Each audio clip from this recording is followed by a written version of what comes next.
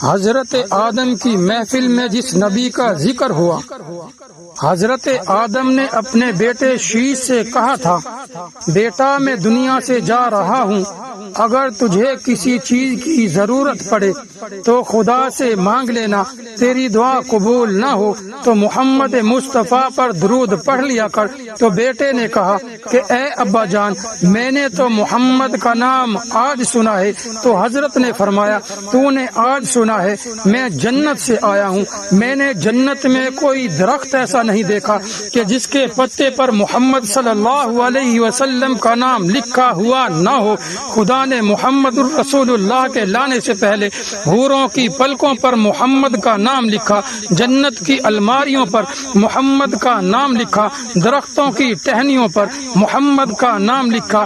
اس لیے حفیظ طائب نے کہا ہے، تکبیر میں، کلمے میں، نمازوں میں، اذان میں ہے نام انہی سے ملا نام محمد۔ فرماتے تھے یہ آدم کے مجھے خلد بری میں لکھا ہوا طوبیٰ پہ ملا نام محمد۔ اس نام کی لذت دل عشاق سے پوچھو، جانا گئی تن میں جو لیا نام محمد۔ قرآن کہتا ہے، لقد من اللہ علی المؤمنین اذ بعث فیہم رسولا، کہ اللہ تعالیٰ نے فرمایا، میں نے اپنے نبی کو تمہارے اندر بھیج کر تم پر احسان کیا، اور اس نبی کے ساتھ میں نے اس کے ساتھیوں کا انتخاب بھی عرش پر کر دیا۔ ابو بکر کا انتخاب عرش پر ہوا ہے، عمر کا انتخاب بھی عرش پر ہوا ہے، عثمان کا انتخاب بھی عرش پر ہوا ہے، علی کا انتخاب بھی عرش پر ہوا ہے۔ میرے بھائیوں، 1,44,000 صحابہ کرام کا انتخاب عرش پر ہوا ہے۔ بنگالیوں کو کیوں نہیں نبی کا صحابی بنایا؟ انڈیا والوں کو کیوں نہیں بنایا؟ تجھے نبی کا صحابی کیوں نہیں بنایا؟ مجھے نبی کا صحابی کیوں نہیں بنایا؟ برطانیوں چچنیوں کو کیوں نہیں بنایا؟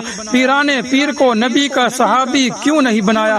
ہندوستان کے لوگوں کو کیوں نہیں بنایا؟ آج کے دور کے لوگوں کو کیوں نہیں بنایا؟ اس لیے کہ یہ انتخاب عرش پر ہو چکا تھا کہ صدیق نبی کے ساتھ جائے گا۔